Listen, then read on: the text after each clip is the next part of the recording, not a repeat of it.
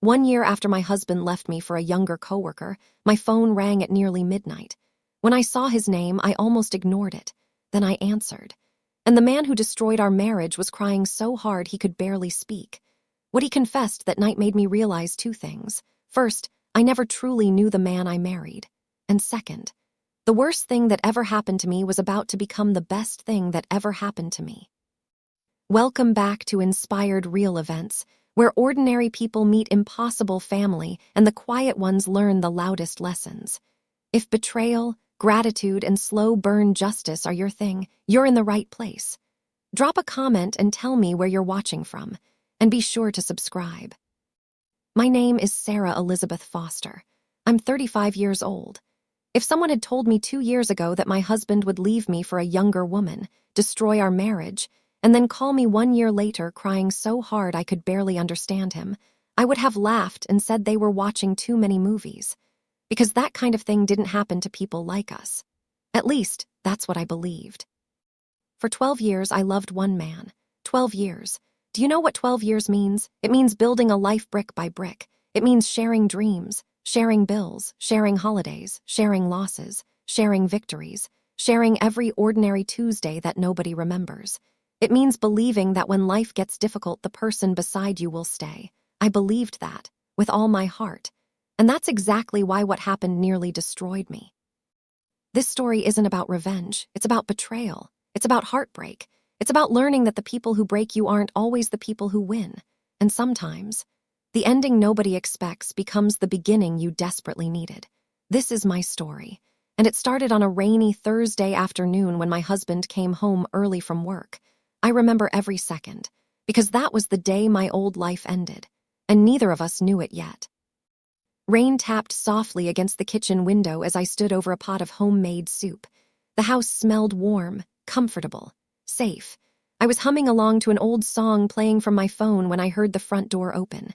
I frowned. "Michael!" No answer. Normally my husband didn't get home until 6. It wasn't even 4. I wiped my hands on a towel and walked into the hallway.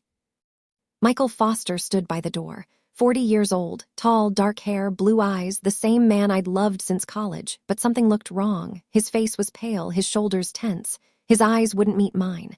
Immediately, a knot formed in my stomach. "Everything okay?" he swallowed. "Can we talk?" Those 4 words. Can we talk? Every married person knows those words can change everything. I forced a smile. "Sure." We sat in the living room. The rain continued outside. The clock ticked quietly on the wall. Michael stared at his hands, then he took a deep breath, and the world shifted. "Sarah," his voice cracked.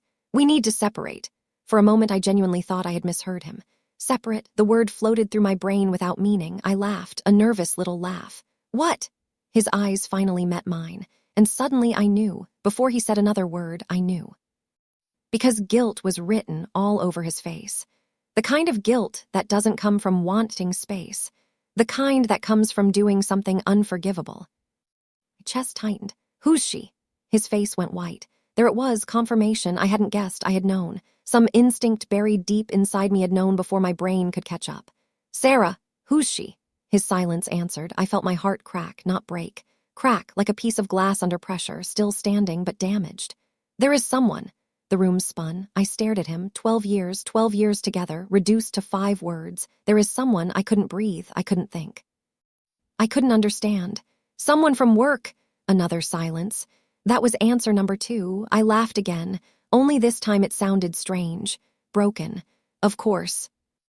Michael looked down. Her name was Emma, 26 years old, worked in marketing. Joined his company 8 months earlier, 26. The number echoed through my mind. 26, I was 35, 9 years older, 9 years more wrinkles, 9 years more responsibilities, 9 years more life. Suddenly every insecurity I'd ever buried came rushing back.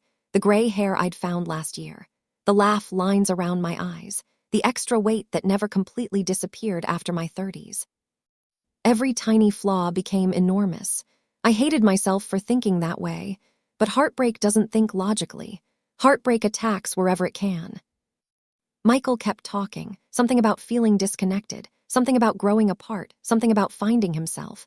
The usual nonsense people say when they don't want to admit they cheated. I barely heard him, because all I could picture was some young woman laughing at his jokes. touching his arm, looking at him the way I once had. The thought made me physically sick. Then he said something that shattered me completely. "I love her." Silence, pure silence. The rain stopped outside. The clock kept ticking. And my marriage died, not because he cheated, not because he lied, not because he wanted to leave, but because he said those 3 words about someone else. I love her. The man who promised to love me forever was saying them about another woman. I stood up, my legs shook. "Get out. Sarah, get out." His eyes filled with tears. "Good, mine already had. Please, let's talk." 12 years, Michael." My voice trembled. 12 years. He couldn't look at me. "You don't get to talk now." He stood slowly, like a stranger, like someone I had never known. Then he walked toward the door. Halfway there, he stopped. Maybe he expected me to stop him. Maybe he expected a dramatic scene. Maybe he expected me to fight. Instead, I said the most honest thing I'd ever said. "I hope she's worth it." His face crumpled, and then he left. The door closed. The house became silent, and I collapsed onto the floor. The crying came instantly. Violent, uncontrollable. The kind that steals your breath. The kind that hurts your chest. The kind that makes you wonder if your heart can actually break. Hours passed. Darkness filled the house. I never turned on a light. I just sat there, alone, wondering how 12 years could disappear in a single afternoon. What I didn't know then was that the worst part wasn't losing my husband. The worst part was what happened next. Because over the following weeks, I would discover just how long Michael had been lying. And every truth would hurt more than the last. The first week after Michael left felt like surviving a hurricane. Every morning I woke up confused. For a few seconds, everything felt normal. Then reality hit. Michael was gone. And every time I remembered, it felt like losing him all over again.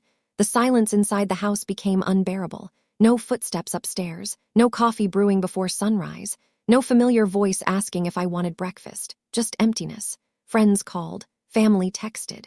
People offered support. I appreciated every message, but nothing could fill the giant hole inside my chest. One night, nearly 2 weeks after Michael left, I sat alone at our dining room table staring at old photographs. Vacation pictures, Christmas mornings, birthday celebrations, anniversary dinners, a lifetime captured in smiling images. Looking at them felt like reading a book whose ending had suddenly changed.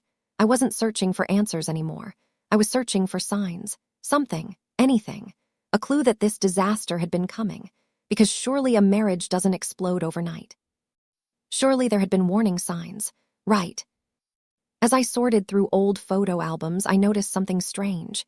In pictures from the previous year, Michael's smile had changed. At first it seemed insignificant, but the more I looked, the more obvious it became. His smiles appeared forced, distracted, like someone physically present but mentally somewhere else. A chill traveled down my spine. How long had this been happening? How long had he been leaving me emotionally before he left physically? That question haunted me. The next morning, I made coffee and opened our shared financial account. At first, I only wanted practical information. Bills, mortgage payments, insurance, normal things. Instead, I discovered my first real secret. Several expensive restaurant charges, luxury hotels, weekend expenses, all dating back nearly 8 months. 8 months. The same amount of time Emma had worked at his company. My stomach twisted. I clicked through transaction after transaction. Each one felt like a knife.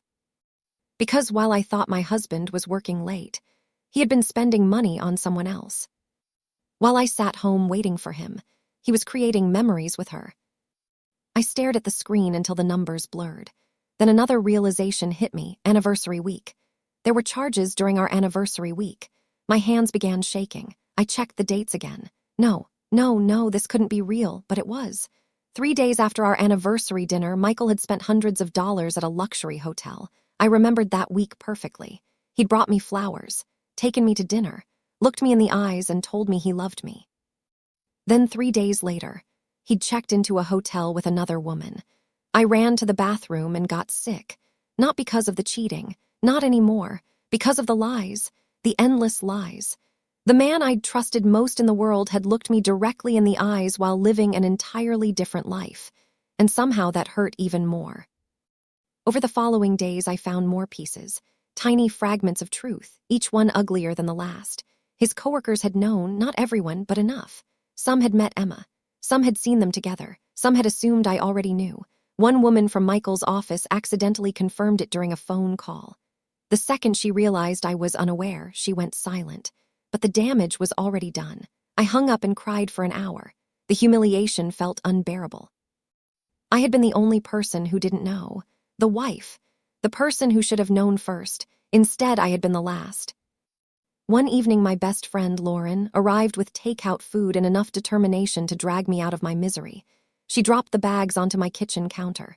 "You're eating tonight," I laughed weakly. "I'm not hungry." "That's not a request." For the first time in weeks, I smiled. Lauren had always been like that, blunt, protective, loyal, the kind of friend who would fight a bear if necessary. We sat together eating Chinese food while she watched me carefully. Finally, she asked the question everyone else avoided. "Do you want the truth?" I looked up. "What truth?" "The truth about Michael." My stomach tightened. Lauren sighed. "I never liked how he talked about that girl." I froze. "What?" Her expression changed immediately, regret. The kind that appears when someone accidentally reveals too much. "What do you mean?" She hesitated. Then she told me. Months earlier, Michael had attended a company event. Lauren's husband happened to be there. When Emma's name came up, Michael talked about her constantly. How smart she was, how funny she was, how talented she was. At the time, nobody thought much of it, but looking back, it suddenly seemed obvious. My heart sank. "How long?" Lauren shook her head. "I don't know." But I could see it in her eyes. She suspected the truth. The affair had probably started much earlier than Michael admitted. That night after Lauren left, I couldn't sleep. I wandered through the dark house like a ghost. Every room contained memories. Every corner reminded me of something we'd built together. Then I walked into Michael's old home office. I hadn't entered since he left. The room still looked exactly the same. His desk, his books, his framed certificates, his favorite chair. For a moment, I simply stood there. Then I noticed a small storage box inside the bottom drawer. It was tucked behind old paperwork, almost hidden. Curiosity got the better of me. I pulled it out. Inside were documents, notes, receipts, business papers, and at the very bottom, a folded letter. My heart began pounding. I unfolded it carefully. The handwriting wasn't mine, it belonged to Emma. The date at the top made my blood run cold.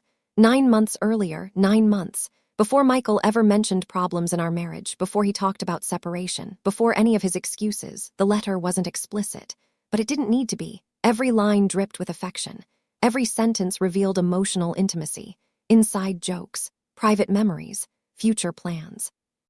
They were already deeply involved, long before Michael claimed anything happened. I sat frozen. The room suddenly felt smaller, harder to breathe in. Everything he'd told me was a lie. The timeline, the excuses, the story, all lies. I wasn't dealing with a husband who made one terrible mistake. I was dealing with a man who had spent nearly a year constructing an alternate reality, one where he got to keep his wife while exploring someone new, one where he enjoyed stability at home and excitement elsewhere, one where everyone benefited except me. For the first time since he left, something inside me changed. Not healed, not recovered, changed. The pain remained, the heartbreak remained, but another feeling appeared beneath it. Anger, cold, sharp, focused anger. And strangely enough, it felt better than sadness, because sadness made me feel powerless. Anger reminded me I deserved better. I looked around the office one final time. Then I carefully folded Emma's letter, placed it back inside the box, closed the drawer, and walked out. That night I stood in front of my bathroom mirror. My eyes were swollen. My hair was messy. I looked exhausted. But for the first time in weeks, I also looked determined. Michael had destroyed our marriage. He had shattered my trust. He had broken my heart. But he wasn't going to destroy me. I didn't know how. I didn't know when. I didn't know what my future looked like. But standing there in that quiet house, I made myself a promise. One day I would stop crying over a man who didn't value me. One day I would build a life so full that his absence wouldn't matter. One day I would become someone even stronger than the woman he left behind. At that moment, I thought recovery would take years. What I didn't realize was that life was already preparing surprises I never saw coming. Because while Michael was busy building his future with Emma, my own future was quietly beginning, and neither of us knew which one would survive. 3 months. That's how long it took for the divorce papers to become real. Not final, not complete, but real enough that I could no longer pretend this was a nightmare I would wake up from. The woman who looked back at me in the mirror barely resembled the version of myself from a few months earlier. The old Sarah had believed in certainty. She believed good marriages survived. She believed promises meant something. She believed love protected people. The new Sarah wasn't so sure. Yet somehow, she was stronger. Not because she wanted to be, because she had no choice. Life kept moving whether I was ready or not. Bills still arrived. The mortgage still needed to be paid. The lawn still grew. The dog still needed to be walked. The world didn't pause just because my heart was broken. And slowly, day by day, I learned how to move forward, even when I didn't feel ready, especially when I didn't feel ready. One Saturday morning, Lauren dragged me out of the house. Literally, I was sitting on my couch wearing old sweatpants when she appeared at my front door carrying 2 coffees. No, that was the first word out of my mouth. She rolled her eyes. We're going. I'm not. We are. I look terrible. You always say that. I feel terrible. You've said that for 3 months, I sighed. Lauren crossed her arms. Sarah, what? Your husband left. The words stung, even now, even after months. She continued. He didn't steal your future. I stared at her. Something about those words landed differently. Maybe because deep down I knew she was right. After 20 minutes of arguing, she finally won, as usual. We ended up at a small coffee shop across town. The kind of place filled with students, remote workers, and people pretending to write novels. The smell of fresh coffee filled the air. For the first time in weeks, I felt almost normal. Almost. Lauren kept talking about random things. Television shows, work gossip, vacation plans, anything except my divorce, and I appreciated it. Because for 1 hour, I wasn't the woman whose husband left her. I was simply Sarah. Halfway through our conversation, disaster struck, or at least it felt like disaster. I stood up carrying my coffee. My purse slipped from my shoulder, I lost my balance, and hot coffee splashed directly onto a man sitting nearby. Oh my God! The words flew out of my mouth. The poor guy jumped out of his chair. Coffee covered part of his shirt. His laptop narrowly escaped destruction. Mortified, I grabbed napkins. I'm so sorry. He looked down at the stain, then looked at me. Then unexpectedly laughed. Actually laughed. It's okay. No, it's not. It really is. I'm attacking strangers with caffeine. That made him laugh harder, a real laugh, warm, genuine. The kind that instantly puts people at ease. For the first time in months, I found myself laughing too. The moment surprised me, because laughter had become rare. The man's name was Daniel Carter, 38, architect, divorced. And somehow one spilled coffee turned into a 40-minute conversation. Nothing romantic, nothing dramatic, just conversation, easy conversation.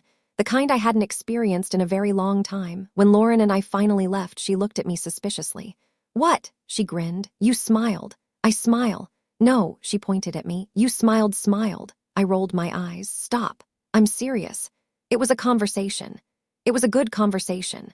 I refused to answer, because honestly, she wasn't entirely wrong. For the first time since Michael left, I'd spoken to someone without feeling broken, and that mattered more than I wanted to admit. Over the next several weeks, life continued changing. Not dramatically.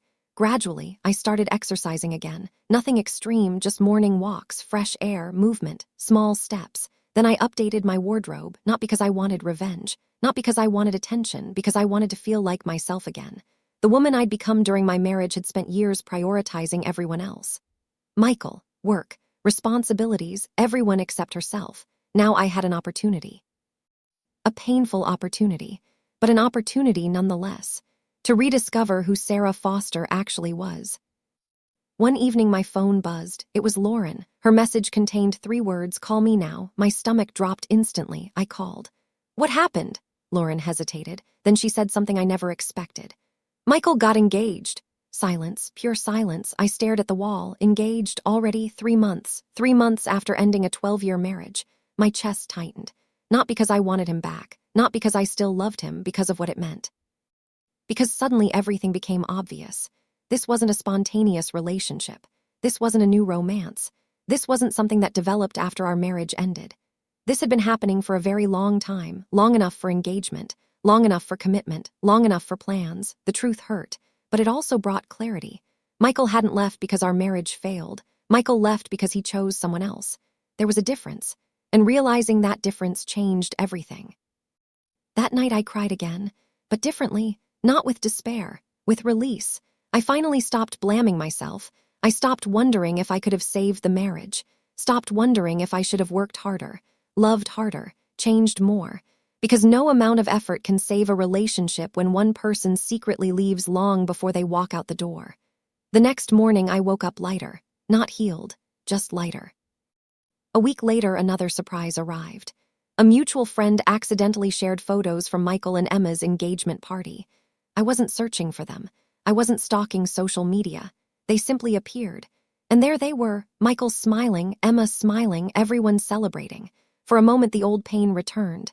Then something unexpected happened. I noticed Michael's expression. It wasn't happiness. Not really. Something felt forced, almost strained. The same way his smiles looked during the final year of our marriage. I stared at the picture, confused. Maybe I was imagining it, maybe I was projecting, or maybe something wasn't as perfect as it appeared. I closed the photos, turned off my phone, and went for a walk, because whatever happened in Michael's life was no longer my responsibility. For the first time, I truly understood that. A few days later, while picking up coffee before work, I saw Daniel again, the coffee shop victim. He spotted me first, immediately held his drink protectively. "Oh no," I laughed. "I'm never recovering from that, am I?" "Absolutely not." We both smiled. Then he asked if I wanted to sit for a few minutes. I surprised myself by saying yes. 30 minutes became an hour became 2, and for the first time in almost a year, I forgot to think about Michael. Forgot to think about Emma. Forgot to think about betrayal. I was simply present, living, breathing, existing. It felt incredible. When we finally stood to leave, Daniel looked hesitant. Then he handed me his number. "No pressure." My heart skipped unexpectedly. "No pressure, no pressure," I smiled. "Tough sales pitch," he laughed. "Clearly I'm an architect and not a salesman." I took the paper, and for the first time in months, I felt something that had been missing from my life. Hope, tiny, fragile, but real. I drove home smiling. The future suddenly seemed less frightening, less empty, less lonely. What I didn't know was that, while my life was quietly improving, Michael's perfect new life was beginning to crack. The engagement everyone celebrated wasn't as strong as it appeared. Secrets were already forming beneath the surface. And before long, those secrets would start destroying everything he sacrificed our marriage to build.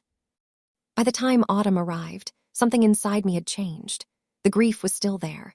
Some wounds don't disappear simply because time passes, but it no longer controlled every moment of my life. I wasn't waking up every morning thinking about Michael. I wasn't checking my phone hopping for explanations that would never come. I wasn't replaying old conversations searching for clues. For the first time in nearly a year, I felt like the main character in my own life again, and it felt wonderful. The divorce was finalized on a chilly Tuesday morning. No dramatic courtroom battle, no screaming, no emotional speeches, just signatures, paperwork, and the official end of 12 years. I expected to cry afterward. I expected heartbreak. Instead, as I walked out of the building, I stood in the parking lot staring at the sky. Then I took the deepest breath I'd taken in months. The air felt different, lighter, as if an invisible weight had finally been removed from my shoulders. My phone buzzed. A text from Lauren. "How are you?" I looked up at the clouds, then smiled. "Free." 3 minutes later, she replied. "Damn right you are." I laughed all the way to my car. That evening, Lauren insisted on celebrating. Not the divorce, the survival. There was a difference. We met at a small restaurant downtown. Halfway through dinner, she suddenly leaned forward. "You're glowing." I nearly choked on my drink. "Stop. I'm serious. People don't glow. You do." I rolled my eyes. Lauren pointed her fork at me. "Want to know why?" "No, Daniel." My face immediately turned red. Unfortunately, Lauren noticed. Her grin widened. "Oh my God. Nothing is happening." "Sure." "We're friends." "Sure." "Lauren." She laughed so hard nearby diners started looking at us. The truth was simple. Daniel and I had become close, very close, not because we were trying to force something, not because either of us was searching for a relationship. It just happened. Coffee turned into lunch. Lunch became weekend walks. Weekend walks became long conversations, hours and hours of conversations, about life, about mistakes, about dreams, about everything. The strangest part? Daniel never tried to rescue me. He never treated me like a victim. Never acted like I was broken. He simply listened. And after everything I'd been through, that meant more than I could explain. A few weeks later, we attended a local charity event together. Nothing official, just two friends. At least that's what we kept telling ourselves. The evening was perfect. Soft music, Good food, easy conversation. I was laughing at one of Daniel's terrible jokes when I noticed someone staring. My smile faded. Across the room stood Michael. For a second, time stopped. I hadn't seen him in months, not in person, only photographs. Now he stood 20 feet away, and he looked different. Older, not physically, emotionally. There was something exhausted in his eyes, something heavy. He looked shocked to see me, even more shocked when he noticed Daniel. The silence between us felt enormous.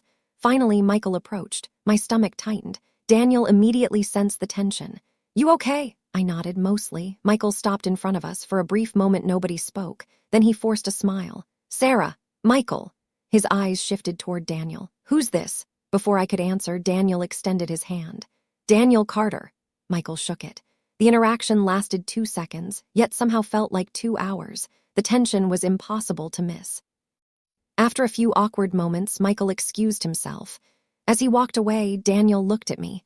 "You want to leave?" I thought about it, then shook my head. "No." And that single word felt powerful, because a year earlier, seeing Michael would have ruined my entire night. Now, I refused to give him that power. The evening continued. The music played, people laughed, and slowly the anxiety disappeared. But what happened next surprised me. As we prepared to leave, Michael approached again, this time alone. His expression seemed troubled, almost nervous. "Can we talk?" The request instantly transported me back to that rainy afternoon when he ended our marriage. For a split second, old emotions surfaced, then disappeared. I wasn't that woman anymore. I looked at Daniel, then back at Michael. "A few minutes."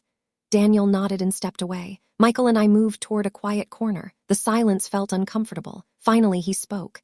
"You look happy." I blinked. Of all the things he could have said, that wasn't what I expected. "Thank you." His eyes lowered. Then he laughed softly, a sad laugh. "You know," he paused, "I wasn't sure I'd ever see that again." I didn't know how to respond, so I remained silent. Michael rubbed the back of his neck, a habit he'd always had when nervous. Then he asked something unexpected. "Are you seeing him?" I almost laughed. The irony was unbelievable. The man who left me for another woman suddenly wanted details about my personal life. "I'm doing well." His face tightened. That wasn't an answer, and we both knew it. For several seconds, neither of us spoke. Then he quietly said, "I'm glad." But he didn't sound glad, not really. He sounded sad, deeply sad. Before I could analyze it further, he excused himself and walked away. I watched him disappear into the crowd. Confused. Something felt wrong, very wrong, and apparently I wasn't the only one who noticed. 2 days later, Lauren called. The moment I answered, she practically exploded. "You are not going to believe this." "What happened?" "Michael and Emma are having problems." I closed my eyes. Of course they were. The rumor had apparently spread through mutual friends, arguments, tension, trust issues, constant fighting. Nobody knew all the details, but according to several people, the relationship wasn't nearly as perfect as it appeared online. Part of me felt satisfaction, I won't lie. After everything he'd done, hearing that his fairy tale romance wasn't magical brought a certain sense of justice. But another part of me felt nothing at all, because strangely enough, I no longer cared. And that realization shocked me. A year ago, Michael's choices controlled my emotions. Now they barely occupied my thoughts. That's how healing works.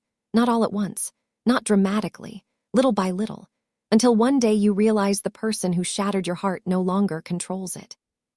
3 weeks later, another surprise arrived. A mutual friend named Rebecca invited me to lunch. Halfway through the meal, she leaned closer. "What I'm about to tell you stays here." I immediately became suspicious. "What?" Rebecca lowered her voice. "Emma doesn't trust Michael." I nearly laughed. The irony was unbelievable. The woman who helped him cheat now worried he might cheat. Rebecca continued. "Apparently they're fighting constantly about other women." I stared at her. Seriously. Seriously. Suddenly everything made sense.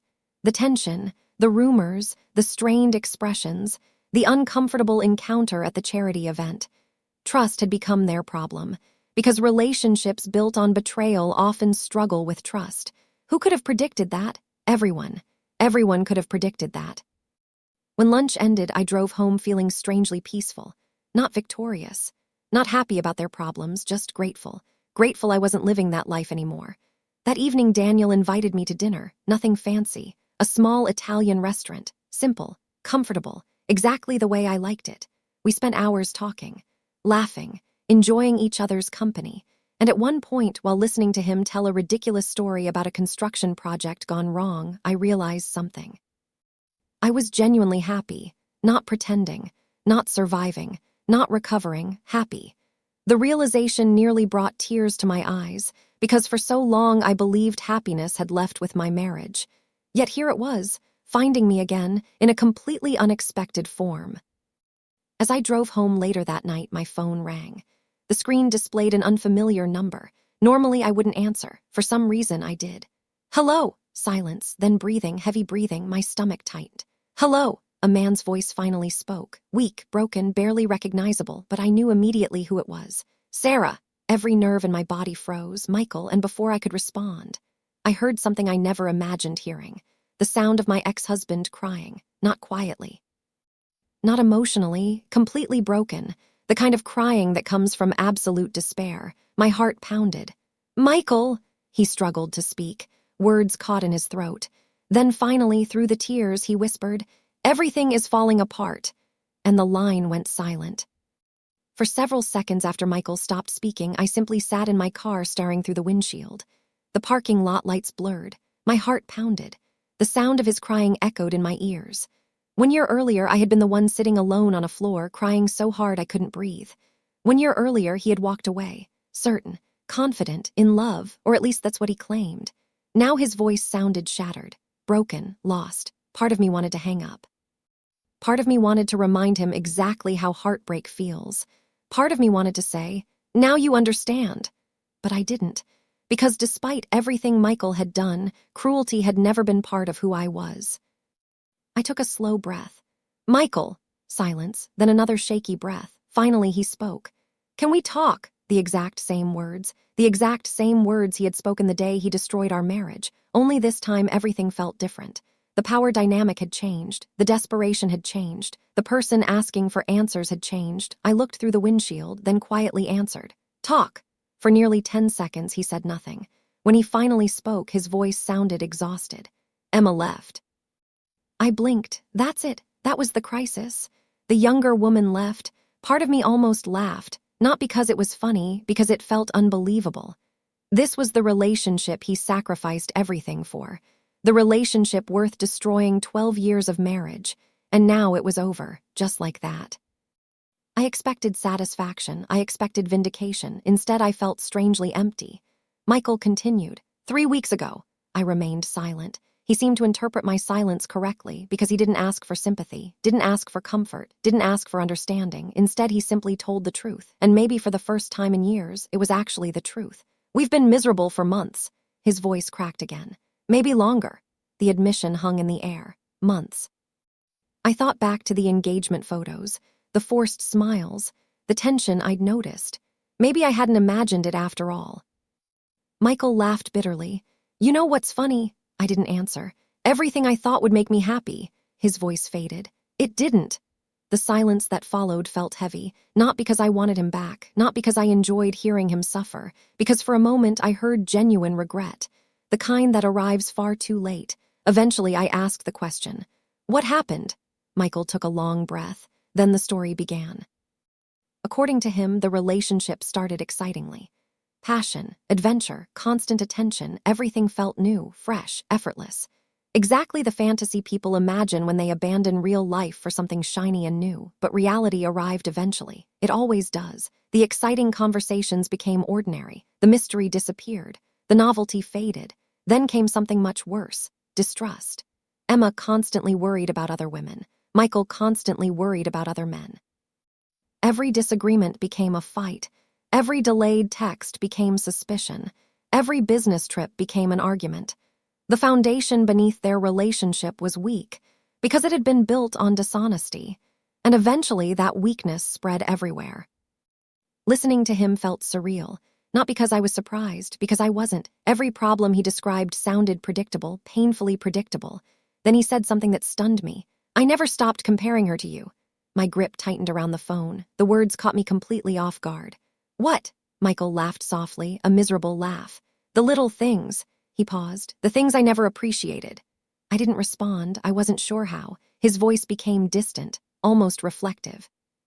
"You remembered everything." Silence. "You remembered birthdays." More silence. You remembered important meetings. My chest tightened. You remembered when I was struggling even when I didn't say anything. The car suddenly felt very small, very quiet. Michael swallowed hard. I thought those things didn't matter. I stared into the darkness. A year ago, those words would have meant everything. Now, they mostly made me sad, because appreciation after destruction doesn't rebuild what was broken. It simply confirms the value of what was lost.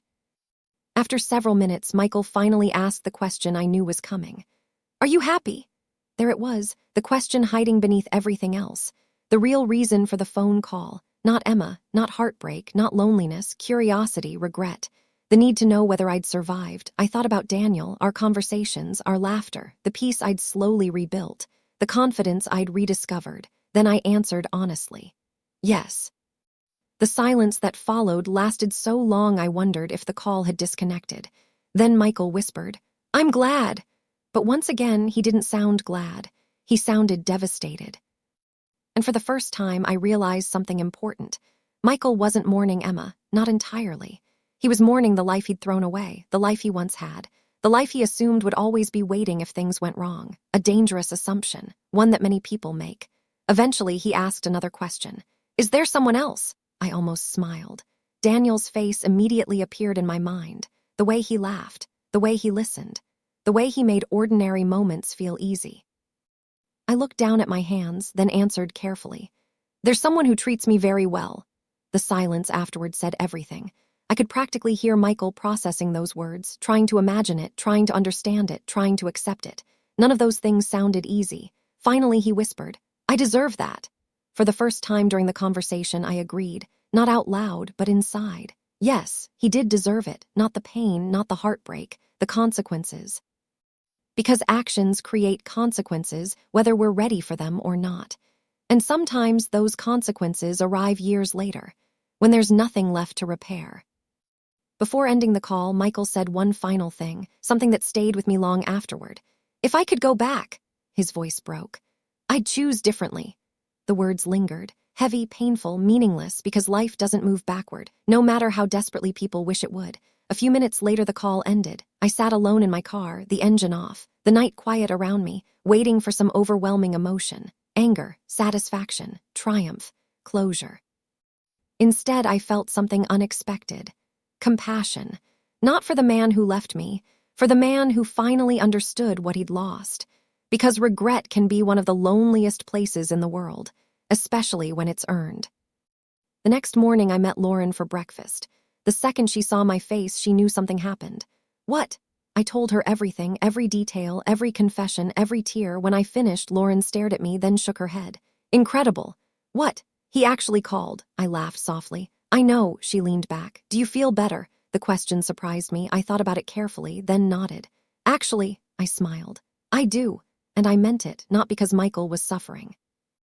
Because his regret confirmed something I'd spent a year trying to believe. His choices weren't proof that I lacked value. His choices were proof that he lacked wisdom. There was a difference, a huge difference. For months I had wondered why I wasn't enough. Now I finally understood. The problem was never my worth. The problem was his inability to recognize it. That realization changed everything. Over the following weeks, life continued moving forward. Daniel and I grew even closer. The friendship that had started accidentally no longer felt accidental at all. Something real was developing, something steady, something healthy, something built on honesty instead of fantasy. And for the first time in years, the future excited me. What I didn't know was that Michael wasn't finished trying to make peace with the past, because the phone call had only been the beginning. Soon he would ask for something far more difficult, something neither of us expected, and his request would force me to confront the final chapter of my healing journey.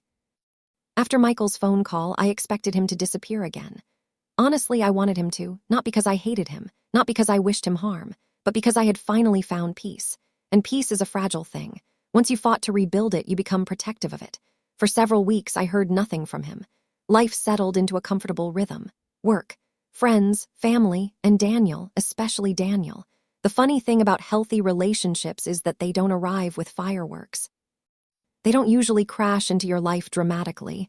They grow quietly, steadily, like a sunrise. At first, you barely notice the light changing. Then one day you realize darkness has disappeared. That's what Daniel felt like, a sunrise. One Saturday afternoon, we spent nearly 4 hours wandering through a local street festival. We sampled terrible food, listened to live music, laughed at handmade crafts that looked like they belonged in horror movies. At one point, I laughed so hard I nearly spilled my drink. Daniel looked at me and smiled. Not the way people smile when something is amusing. The way people smile when they genuinely care. The way people smile when seeing someone happy makes them happy too. And suddenly, my heart did something unexpected. It skipped. A real skip. The kind people write songs about. The kind I'd convinced myself was gone forever. For a brief moment, panic appeared. Because caring meant vulnerability. And vulnerability meant risk. But another voice inside me whispered something important. Not everyone is Michael. That simple thought stayed with me. Not everyone is Michael. Thank God. Few days later, my phone buzzed while I was working. The screen displayed a familiar name. Michael. I stared at it, debating whether to answer. Eventually, curiosity won. Hello. His voice sounded calmer than before, still tired, still subdued, but calmer. Hi. What happened? A nervous laugh escaped him. You always get straight to the point. I almost smiled. Some habits never change. After a brief pause, he spoke. Can we meet? The request immediately made me uncomfortable. Why? Silence. Then, there's something I need to say. I leaned back in my chair. Part of me wanted to refuse. Another part wanted to hear whatever had been weighing on him. Eventually, I agreed. One coffee, one conversation, nothing more. We met 3 days later. The location felt strangely familiar, a small coffee shop. Not the same one where I met Daniel, but close enough to make me notice the irony. Michael arrived early. When I walked inside, he was already sitting at a corner table. The moment I saw him, I barely recognized him, not because he looked older, because he looked humbled. The confidence he'd carried for years seemed gone. The certainty, the arrogance, the belief that he could control every outcome, gone. Life had clearly been teaching lessons. As I approached, he stood. Neither of us hugged. Neither of us attempted awkward friendliness. We simply sat. For a few moments, neither spoke. Then Michael surprised me. He pulled out a folded piece of paper, set it on the table, and pushed it toward me. What's this? I wrote something. I stared at him. You wrote me a letter. His face turned slightly red. I didn't trust myself to say it correctly. For a second, I almost laughed. Michael Foster, the confident businessman, the man who always had the right words, nervous about a letter. Life truly was strange. Slowly, I unfolded it. The first line immediately stole my breath. Sarah, I'm sorry. Not the kind of sorry people say because they got caught. Not the kind of sorry people say because things didn't work out. The kind of sorry people say when they finally understand the damage they caused. I kept reading. The letter wasn't dramatic. It wasn't manipulative. It wasn't an attempt to win me back. It was something much rarer, accountability. Line after line, Michael admitted things he'd never admitted before, how long he'd lied, how selfish he'd been, how many excuses he'd used, how much pain he'd ignored, and perhaps most importantly, how much of the blame belonged solely to him. Not once did he mention Emma. Not once did he blame the marriage. Not once did he blame circumstances. Just himself. When I finished reading, the coffee shop felt unusually quiet. Michael stared at his hands, waiting, not expecting forgiveness, simply waiting. Finally, I spoke. Why now? His answer came instantly. Because I owed you the truth. I studied him carefully, and for the first time in a long time, I believed him. Michael swallowed, then said something unexpected. You know what my biggest mistake was? I raised an eyebrow. He smiled sadly. I thought happiness was somewhere else. The words hung in the air. I spent so much time chasing what I didn't have. He looked away. That I stopped appreciating what I did. A lump formed in my throat. Not because I wanted him back, because the tragedy of it felt so unnecessary. We sat quietly for several moments, then Michael laughed softly. I was such an idiot. I couldn't help it. I laughed too, a small laugh, a surprised laugh. The kind that appears when honesty finally enters a conversation. That's probably the most accurate thing you've said in years. For the first time, Michael genuinely smiled. A real smile, not forced, not fake, just honest. And strangely enough, seeing that made me feel lighter. Not because of him, because resentment had become heavy, and I was tired of carrying it. Eventually, he asked the question he'd been building toward all afternoon. Do you think you'll ever forgive me? The entire coffee shop seemed to disappear. I stared at him, thought about the affair, the lies, the betrayal, the crying, the recovery. The countless nights spent rebuilding myself. Then I answered carefully. I already have. His eyes widened. Not because I said it, because he clearly didn't expect it. I continued. Forgiveness isn't for you. His expression softened. It's for me. I placed the letter on the table. I got tired of carrying anger.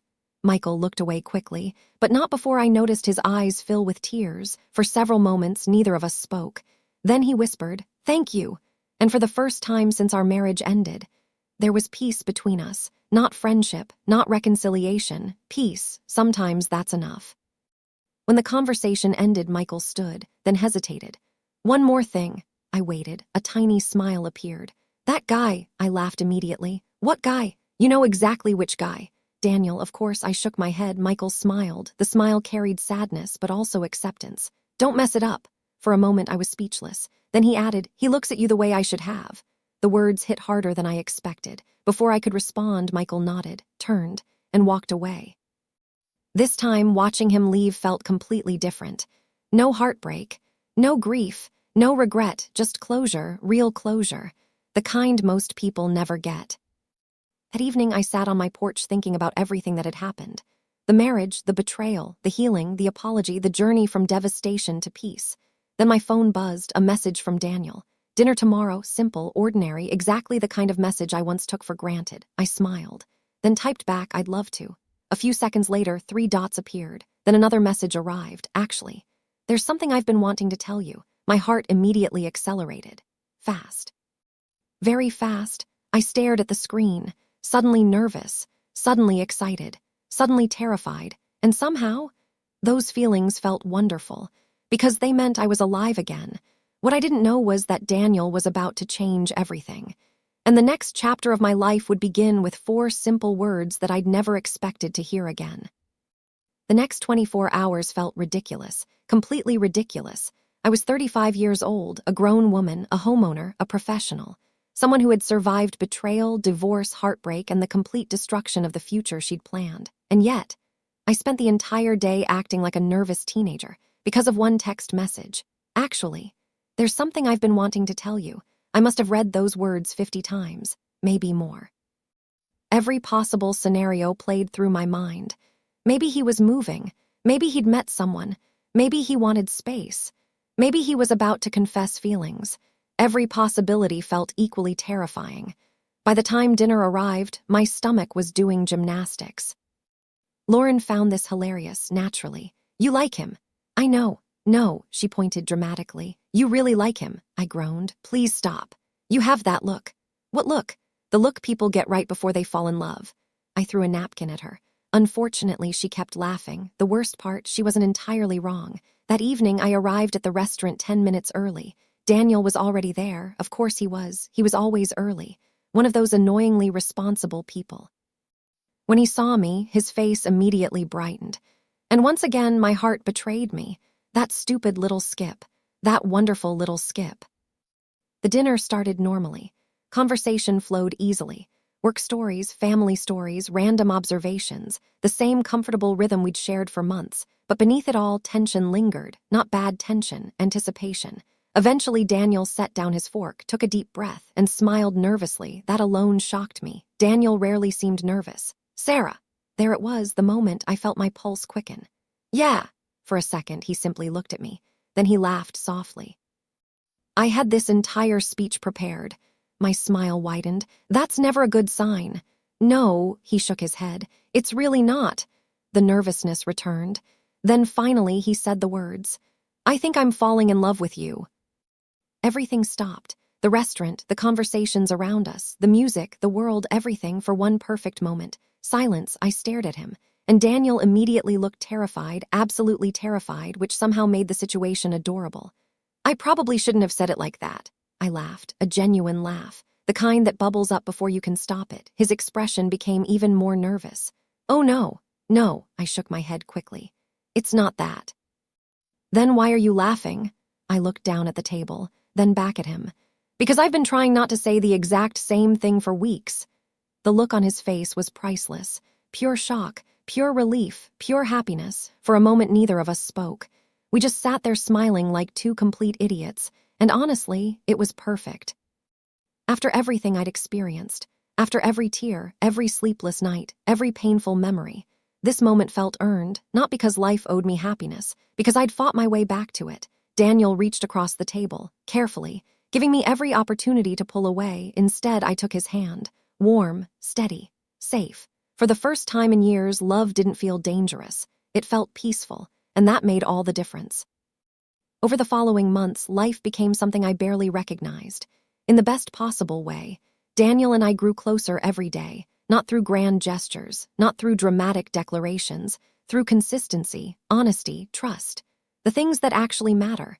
The things I had once confused with excitement. Looking back, I realized something important.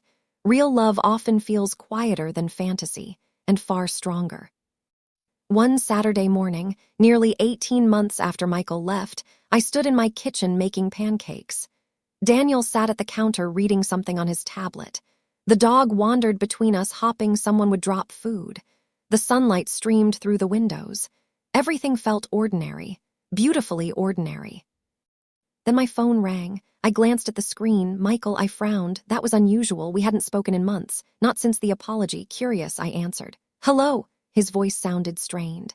Sarah. Immediately, I knew something was wrong. What happened? A long pause followed. Then he sighed. My father had a stroke. My heart dropped. Michael's father, Richard, had always been kind to me, even after the divorce, even after everything. The news hit harder than expected. Is he okay? The doctors think so. Michael sounded exhausted. But it's been rough. For a moment, old memories surfaced. Family dinners, holiday celebrations, years of shared history. 12 years doesn't simply disappear. Eventually, Michael spoke again. I wasn't calling for sympathy. Okay. I just thought you should know. I appreciated that, more than he probably realized. After the call ended, I sat quietly for several minutes. Daniel noticed immediately. What happened? I explained. His expression softened. I'm sorry. The thing about grief is that it doesn't care about divorce papers. It doesn't care about broken relationships. Sometimes people remain important to us even after they leave our lives, and that's okay. A week later, I received another surprise, a handwritten letter, not from Michael, from Richard, his father. The handwriting looked shaky. Unsteady, but unmistakably his. I opened it carefully, and within seconds, tears filled my eyes. Sarah, I don't know how much time I have left, so there are things I want to say. You were the daughter I never had. You brought light into our family. You loved my son when he didn't deserve it. And even after everything, you've continued showing grace. Thank you. Thank you for every holiday, every laugh, every memory. Most of all, thank you for being you. No matter what happened between you and Michael, you'll always be family to me. Love, Richard. By the time I reached the end, tears blurred the page. Not sad tears, not entirely. The kind that come when kindness catches you off guard. Daniel found me sitting quietly on the couch holding the letter. Without a word, he sat beside me, wrapped an arm around my shoulders, and simply stayed. No advice, no solutions, just presence. That was Daniel, always. Weeks later, Richard began recovering, slowly but steadily. The crisis passed. Life returned to normal, or at least what passed for normal these days. Then one evening, another unexpected development arrived. Lauren called, and she sounded excited, dangerously excited. You're not going to believe this, I laughed. Whenever you start a conversation like that, I get nervous. You should. What happened? There was a dramatic pause, then Emma got married. I blinked. What? To someone else. I nearly dropped my phone. Apparently, less than a year after leaving Michael, Emma had met another man, got engaged, and now married him. The speed of it all felt astonishing. For several seconds, I didn't know what to say. Then something surprising happened. I laughed, not cruelly, not bitterly, just genuinely, because the entire situation had become so absurd. The relationship that destroyed my marriage. The relationship Michael believed was worth everything. The relationship that caused years of pain. Gone, completely gone, like it had never existed. Life can be strange sometimes, very strange. That night, while lying beside Daniel, I thought about everything that had happened. The affair, the divorce, the heartbreak, the recovery, the unexpected second chance. And suddenly I understood something. None of it had been about Emma. None of it had been about being younger, or prettier, or better. It had never been a competition, it had been a choice. Michael made his, and eventually I made mine. The difference was that my choice led toward healing. His led toward regret. A few days later, Daniel invited me to a place overlooking the river. A quiet spot we'd visited several times before. The sunset painted the sky gold and orange. The water reflected the fatting light. Everything felt peaceful, almost too peaceful. Then Daniel reached into his jacket pocket, and my heart stopped, because suddenly, I absolutely knew, and judging by the nervous look on his face, something extraordinary was about to happen. The moment Daniel slipped his hand into his jacket pocket, my entire body went still. Not frozen from fear, frozen from certainty. Somehow I knew, maybe it was the nervous smile. Maybe it was the way he kept looking at me and then looking away. Maybe it was because love has a way of announcing itself before words are spoken. The river behind us shimmered beneath the evening sky. Orange sunlight danced across the water. A cool breeze drifted through the air. And suddenly, every detail felt sharper. Brighter, more important, Daniel laughed nervously. The sound immediately made me smile. "You look terrified." He pointed at me. "You're one to talk." I opened my mouth, then closed it, because unfortunately he was right. My heart was beating so hard I could practically hear it. For a moment, neither of us spoke. Then Daniel took a slow breath and pulled out a small velvet box. There it was, the moment I once thought had been permanently stolen from me. Tears immediately filled my eyes, not because of the ring, because of the journey, everything that had happened, everything I'd survived, everything I'd overcome to reach this exact second. Daniel shook his head. "Oh no," I laughed through my tears. "What? You're crying." "So are you." He touched his face. Sure enough, tears had appeared there too. That only made us laugh harder. The nervousness vanished instantly. The pressure disappeared, leaving only honesty, only love, only us. Daniel stepped closer. His eyes never left mine. "Sarah Elizabeth Foster." Hearing my full name made my heart squeeze, not painfully, beautifully. "You changed my life." A tear slipped down my cheek. "I wasn't looking for love." His voice softened. "Honestly, after my divorce, I wasn't even sure I believed in it anymore." I understood exactly what he meant, because I had felt the same way. Then he smiled. The smile I had fallen in love with. The smile that made ordinary days feel extraordinary. "Then you spilled coffee on me." I burst out laughing. Of all the romantic stories, of all the beautiful beginnings. Ours started with caffeine-related assault. The absurdity made it perfect. Daniel laughed too, then continued. "You helped me remember something." I waited. "Good people still exist." That broke me completely. Fresh tears appeared, happy tears, the best kind. Daniel opened the ring box. A beautiful ring caught the fatting sunlight. Simple, elegant, perfect. Then he asked the question I thought I might never hear again. "Will you marry me?" The world disappeared. Everything except him disappeared. The river, the sunset, the wind, the noise, gone. There was only Daniel, the man who arrived when I wasn't looking. The man who never asked me to become someone else. The man who loved me exactly as I was. The man who taught me that healthy love feels safe. I didn't hesitate, not even for a second. "Yes." His eyes closed briefly. Relief, joy, disbelief, every emotion crossed his face. Then I laughed. "You should probably put the ring on before I change my mind." Daniel laughed so hard he nearly dropped it. A moment later, the ring slid onto my finger, and just like that, the future changed. Again, only this time it changed for the better. The weeks that followed felt magical, not because life became perfect, because it became real. Friends celebrated, family celebrated. Lauren nearly lost her mind. I genuinely thought she might cry more than I did. "I told you." Those were the first words out of her mouth. I laughed. "You tell me everything. And I'm always right." "Absolutely not." "About this." Unfortunately, she had a point. Wedding planning began, slowly, carefully. Neither Daniel nor I wanted anything extravagant. We wanted joy, family, love, the things that actually matter. For the first time in years, I found myself excited about the future, not cautiously optimistic, genuinely excited. Then life threw one final surprise my way, because apparently the universe wasn't finished writing this story. 3 months after the engagement, my phone rang. The name on the screen made me pause. "Michael," again, I answered. "Hello." His voice sounded different, stronger, healthier, almost peaceful. "Hi, what happened?" A soft laugh escaped him. "Nothing bad." That was reassuring, because every previous phone call from Michael had involved emotional disasters. For a few moments, we talked casually. Then he finally revealed the reason for his call. "I heard you're engaged." My eyes widened. Word travels fast, apparently very fast. I smiled despite myself. Yeah. There was a pause, then, I'm happy for you. Simple words, honest words. And somehow I knew he meant them, not because he stopped regretting the past, because he'd finally accepted it. Acceptance changes people. I thanked him. The conversation could have ended there, but it didn't, because Michael had one more thing to say, something unexpected, something that stunned me completely. I'm moving. What? He laughed softly.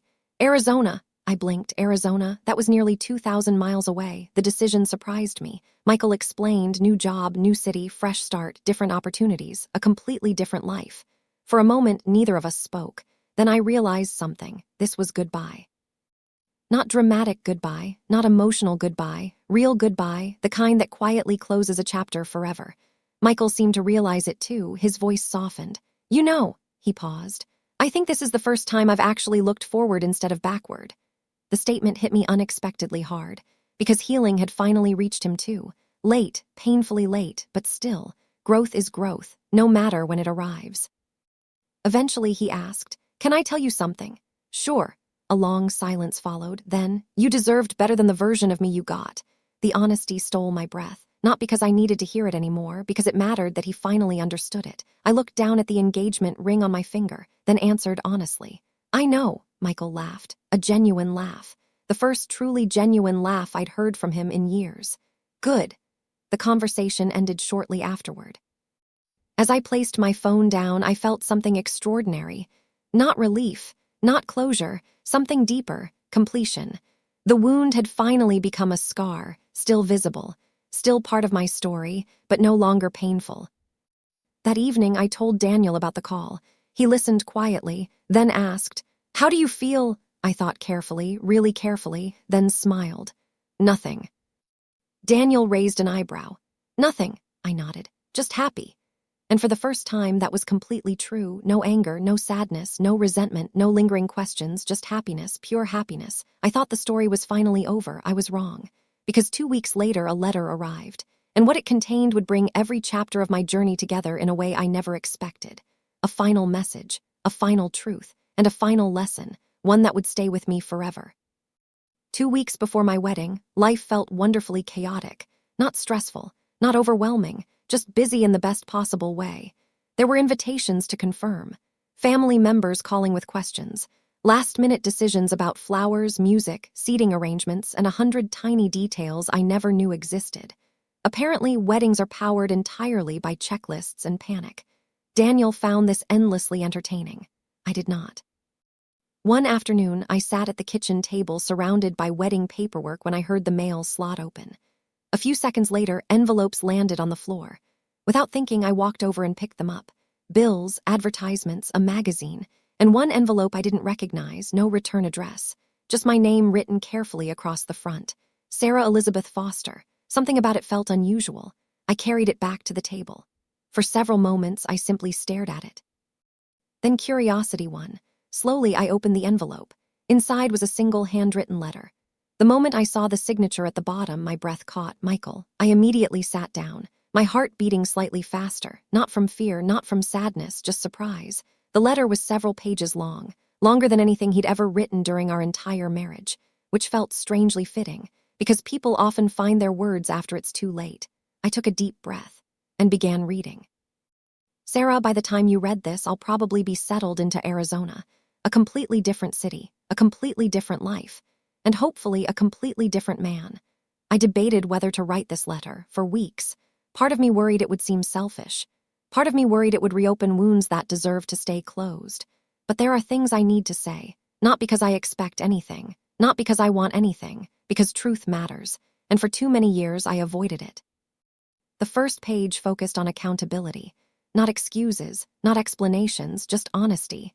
Line after line, Michael acknowledged the damage he'd caused.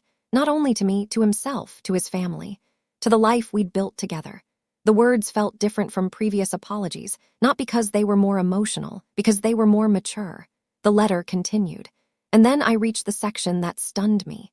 The section I would read 3 times before fully believing. The biggest lie I ever told wasn't to you. It was to myself. I convinced myself that happiness existed somewhere else. I convinced myself that excitement was more valuable than loyalty, that novelty was more valuable than commitment, that butterflies were more important than peace.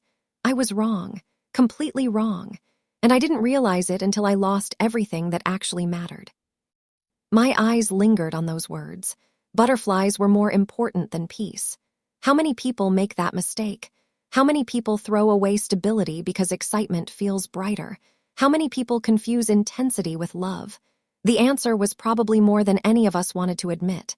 I continued reading, and then came the part that brought tears to my eyes.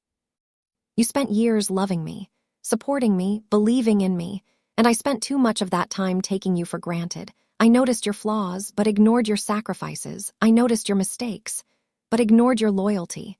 I noticed what wasn't perfect, but ignored what was priceless. That failure will follow me for the rest of my life, and it should, because some lessons deserve to be remembered. A tear slipped down my cheek, not because I needed validation anymore, because those words represented something rare. Growth, real growth, painful growth. The kind that only arrives after consequences. The letter continued. Page after page, memories, reflections, lessons, regrets. Then I reached the final section. The section that changed everything. The strangest thing about losing you wasn't realizing how much I loved you. It was realizing how much I respected you. I didn't understand that difference before. Love can be selfish. Respect cannot. When everything fell apart, I expected anger, bitterness, revenge. Instead, you rebuilt your life. You chose dignity. You chose grace. You chose growth. And watching that forced me to confront who I had become. You became the strongest person in the story, not because you won, because you survived. And because you refused to let pain turn you into someone smaller. I'm proud of you. I know I don't have the right to say that, but it's true. And one final thing. If Daniel is half the man I think he is, then you're about to receive the love you always deserved. Don't be afraid of it. Don't hold back because of what happened with me. Trust him. Trust yourself. Most importantly, trust happiness. Goodbye, Sarah. Thank you for 12 years. Thank you for the lessons. Thank you for loving me when I didn't deserve it. I hope your future is beautiful. Michael. The room became quiet, very quiet. I lowered the letter slowly and stared out the kitchen window.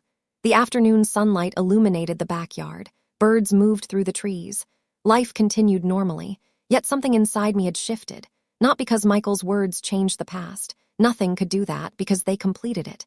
The story finally felt finished. Every chapter, every wound, every question, finished. A few minutes later, I heard the front door open. Daniel walked inside carrying groceries. The moment he saw my expression, concern appeared. "Everything okay?" I smiled, then held up the letter. He set down the groceries, approached carefully, and sat beside me. I handed it over. He read every page, slowly, thoughtfully.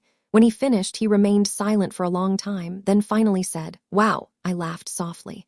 "That's exactly what I said." Daniel looked at the letter again, then at me. "You know what I think?" "What?" His eyes softened. I think he finally became honest. The observation felt perfect, because that was exactly what the letter represented. Not redemption, not reconciliation, honesty, at last. That evening, I placed the letter inside a small memory box, a box containing photographs, old keepsakes, pieces of different chapters of my life. Then I closed the lid, not dramatically, not emotionally, simply closed it, because some stories don't need to be erased. They simply need to be finished. Days passed. The wedding drew closer. Excitement filled every corner of my life. Family members arrived from different states. Friends gathered. Laughter filled rooms. The future felt bright. Brighter than I ever imagined possible during those dark nights, after Michael left. Then, the night before the wedding, something unexpected happened.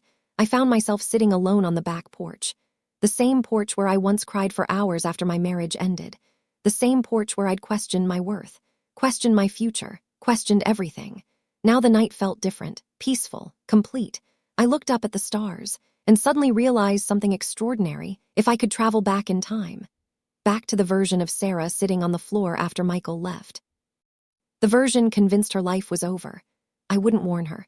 I wouldn't tell her how much pain was coming. I wouldn't tell her about the tears or the heartbreak or the loneliness. Because I'd also have to tell her about Daniel, about healing, about growth, about discovering strength she never knew existed. And somehow, all of it mattered. Every painful chapter, every difficult lesson, every unexpected blessing. The story couldn't have happened any other way. The realization brought a smile to my face, a real smile, the kind that comes from gratitude, the kind that comes from understanding. Tomorrow I would walk down the aisle. Tomorrow I would begin a new chapter. Tomorrow my future would officially begin, but before that could happen, one final surprise was waiting. A surprise so unexpected that it would leave everyone speechless, including me. The morning of my wedding arrived with golden sunlight pouring through the bedroom window. For a moment, I simply lay there, still, quiet, listening to the world wake up, birds outside, voices downstairs, the distant sound of someone laughing. Then it hit me. Today was the day. I was getting married. Again, the thought should have terrified me. A few years earlier, it probably would have, after everything I'd been through. Most people would understand if I never wanted to walk down an aisle again, if I never wanted to risk my heart again, if I never wanted to trust someone that deeply again. But healing had taught me something important. Pain doesn't always arrive because you trusted the wrong person. Sometimes pain arrives because you trusted the right person who made the wrong choice. There's a difference, a huge difference, and understanding that difference changed my life. A soft knock interrupted my thoughts. "Come in." The door opened. Lauren stepped inside. The moment she saw me sitting there, she froze, then her eyes immediately filled with tears. "Oh no," I pointed dramatically. "No crying," she laughed. "I'm not crying." "You absolutely are," she wiped her face. "Fine." Then we both started laughing, which somehow made us cry harder. Some things never change. A few hours later, the venue buzzed with excitement. Family members filled every corner. Friends gathered in groups. Music drifted softly through the air. The atmosphere felt warm, joyful, hopeful, exactly how a wedding should feel. I stood in a private room finishing the final preparations. The dress was perfect. Simple, elegant, beautiful without trying too hard, very much like the life I wanted. Then someone knocked. A wedding coordinator stepped inside. "Sarah?" "Yes," she smiled. "This was delivered for you." Confused, I accepted a small envelope. No return address, no explanation, just my name. Immediately, curiosity appeared. Carefully, I opened it. Inside was a short handwritten note, only a few lines. The handwriting looked familiar, very familiar. "Michael." I stared at the note, then slowly began reading.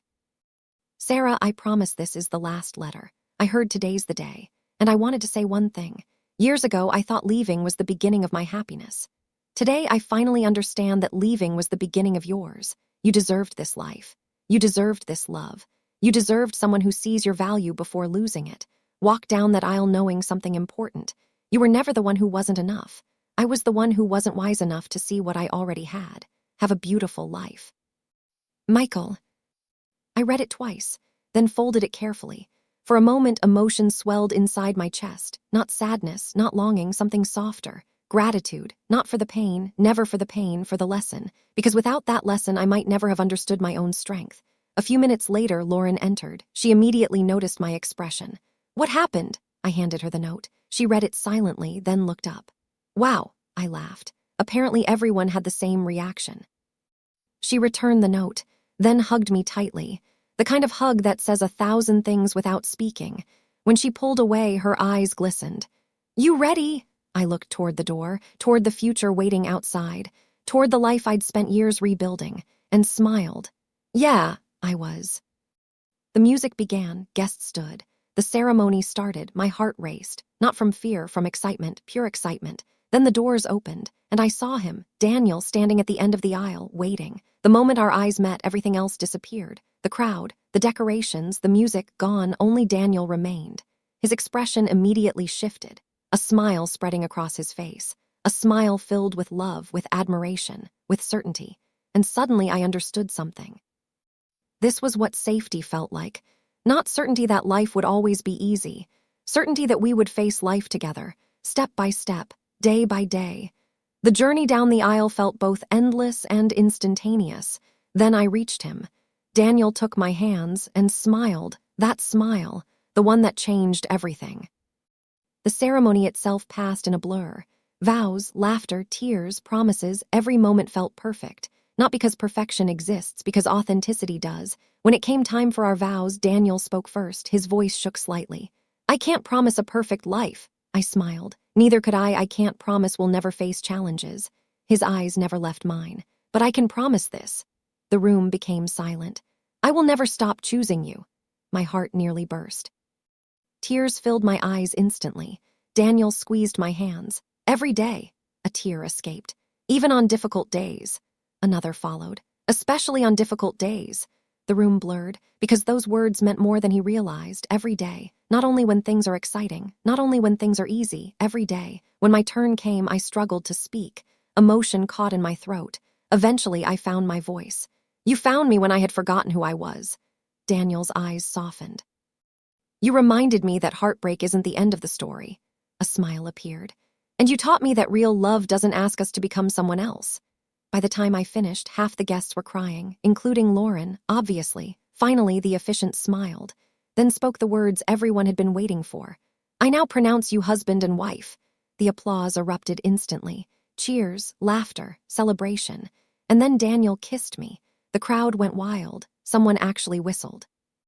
It was probably Lauren. The reception felt like a dream. Music, dancing, stories, memories, happiness everywhere. At one point during the evening, I stepped outside for a moment, just a moment. The night air felt cool against my skin. The stars stretched across the sky. And suddenly I found myself thinking about the woman I used to be. The woman sitting on a kitchen floor after her husband walked away. The woman convinced her life was over. The woman who believed she'd lost everything. I wished I could talk to her. Just once, just for a minute, I'd sit beside her, take her hand, and tell her the truth. I'd tell her that the pain won't last forever. I'd tell her that healing isn't linear. I'd tell her she'll cry more than she thinks possible, but she'll also laugh again, love again, live again, most importantly. I'd tell her something she desperately needed to hear.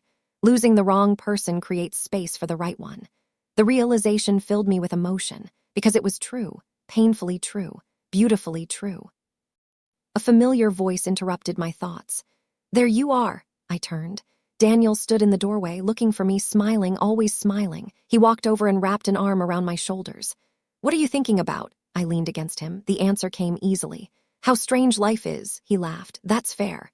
I looked up at the stars one final time, then back at him, back at my husband, my future, my second chance, and finally answered. You know what's funny? What? I smiled. The worst day of my life eventually led me here. Daniel considered that, then kissed my forehead.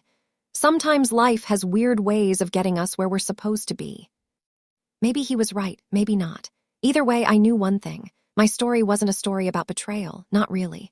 It wasn't a story about divorce or heartbreak or loss. Those things happened, but they weren't the point. The point was resilience. The point was growth. The point was discovering that being abandoned doesn't make you worthless. Being betrayed doesn't make you unlovable. Being broken doesn't mean you stay broken. Sometimes the end of one story becomes the beginning of a better one. And sometimes, the person who walks away isn't taking your future. They're making room for it. My name is Sarah Elizabeth Foster. 1 year after my husband left me for a younger coworker, he called crying. At the time, I thought that phone call was the ending. I was wrong. It wasn't the ending. It was proof that our paths had finally crossed in opposite directions. He was beginning to understand what he'd lost, and I was beginning to understand what I'd found. And what I found was worth every step of the journey. And if this story moved you, share it with someone who needs to hear it. Drop a comment. Tell me about the door that opened for you. Hit subscribe, and I'll see you in the next one.